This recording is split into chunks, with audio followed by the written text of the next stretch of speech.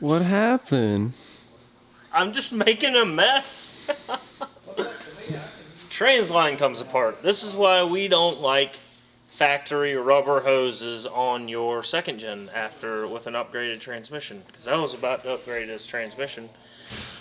Obviously that means more line pressure, so this is a weak point.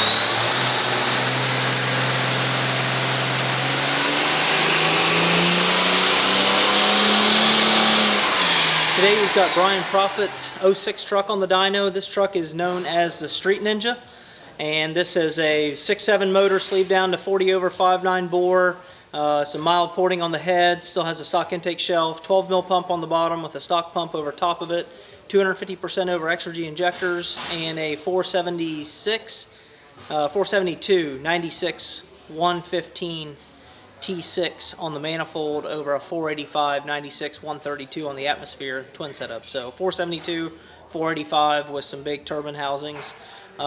We made a couple dyno pulls, did 1060 on tune 3, then we went tune 4, did 1124, and we noticed that it filled the puke bottle with coolant.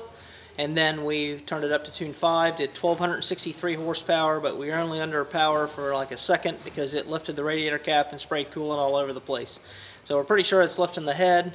The build list shows that it has an O-ringed head, so we will be pulling the head and seeing what we see. If it is O-rings, we'll probably convert that to a fire ring setup because it does have 625s, but we got to get this head gasket to seal up. And we can turn this thing over to Brian Proffitt. He bought this truck and has not driven it yet because he bought it with the transmission that was not working. So we pulled the trans and we actually upgraded it to a 35 spline Sonics input shaft, refreshed the trans, and got it back in the truck. And now we're going to fix the head gasket issue, and then it will be ready for the street. So hopefully we can get it back on the dyno and see if we can hit over 1300 horsepower, and then we can turn this over to Brian and see if he can go tear up the streets or the drag strip. We got the head off of Brian Proffitt's Street Ninja, and we see a couple things that are concerning, so we're going to end up pulling the engine out. When they built this, they put oversized valves in the head, and this is a 40 over 5.9, and you cannot put oversized valves in a 5.9. At high RPM, the oscillation of the valves end up hitting the cylinder walls. So there's about 4 of the 6 cylinders that have valve marks on the cylinder walls.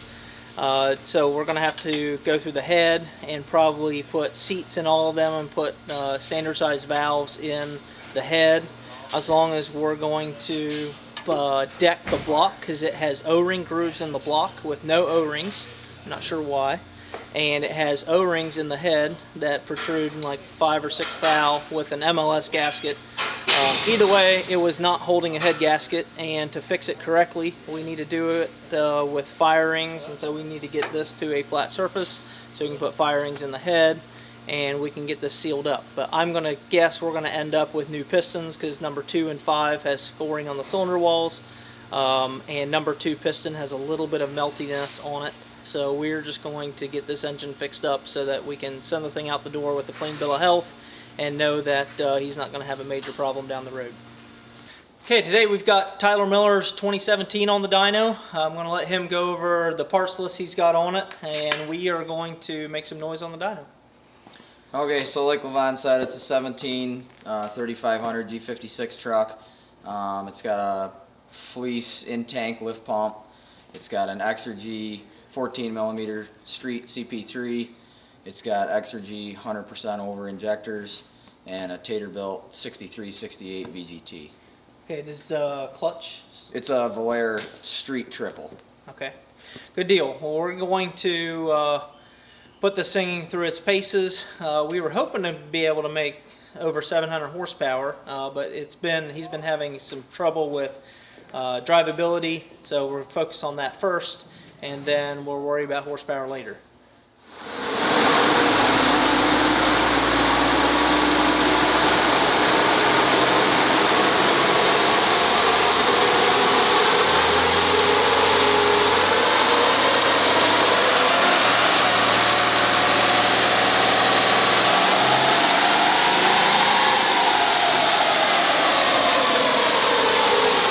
Okay, so we started off the dyno runs, and the first dyno pull did 489, which is really low for the setup. We started looking at it, figured out it was fluctuating rail pressure, and then it was blowing the relief valve open. And now we've got the rail pressure issue fixed and dialed it in the tuning, just added current for the 14 mil pump. And we've played with vane position, a couple different positions, and we ended up at 585 horsepower, which is still low for what we feel that it should do. But it's driving much better. It's not near as lazy. It's got a lot more responsiveness, making a lot more boost down low. So the torque is good, drivability is better, but overall peak horsepower is still low. So we are going to, we talked to Austin Tate, and he wants us to change the actuator on the turbo, even though it's following actual and desired correctly. He wants to give us a try and just make sure that that's not causing our horsepower problem. So we're going to pull off the dyno, take it on a quick street drive, just see how it's driving, and then change the actuator on the turbo and put it back on the dyno and see if it makes any more power. Okay, this is the turbo off of Tyler Miller's truck. This is a Tate 6368. And the problem we were having is that we got it to drive really nice, but it still wasn't making the power that it should have. And so we took the actuator off, thinking it was maybe an actuator problem, and we see that the vanes are it's really stiff in here. So we're wondering if it was just hanging up the vanes and couldn't move correctly. I can show you here on a new turbo that this vane position, it moves nice and free, has no resistance.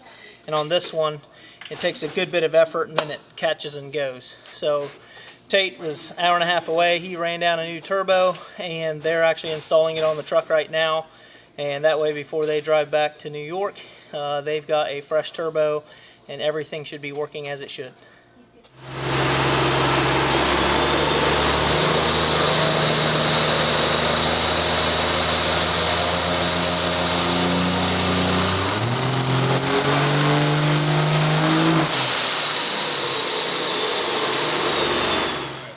How's it feel now there, big guy? That's how I feel for everyone. Okay, this is Wes Kless's 06 truck.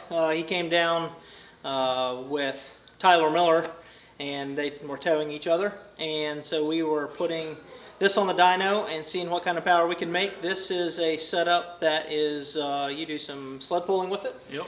And along with some street driving. And why don't you go over and tell them what your setup is. This is a stock motor with 315,000 miles on it. Fast titanium lift pump, Exergy 14mm race pump, Exergy 250 horse or 200% over injectors. Yeah. Taterbilt 63, 68. And that's true 2.5 bore. Like it's not just a plug. Has protrusion. It's on a second gen skate speed manifold, T3 Yep. foot. What head is on it? Fleece Performance. Yep. So overall, it's a stout setup, manual truck. Last year you were here, we did what, 889? 889. Yeah, 889. So since then he's done the head, and we were also messing with the wastegate, and we've done a couple dyno pulls. We ended up at 933 horsepower. 5 or 6 dyno pulls at max power. We turned the fuel up, turned the fuel down, got it dialed in, along with got rid of some of the low mid-throttle rail surge with the 14 mil pump. It's real, you have to change the FCA curve in the tuning to get rid of a little bit of the rail surge down low, just in that 100 horsepower range. And when he was towing, he was feeling a little bit of surge. So we got rid of that, and we will get this thing off the dyno and send him on the way.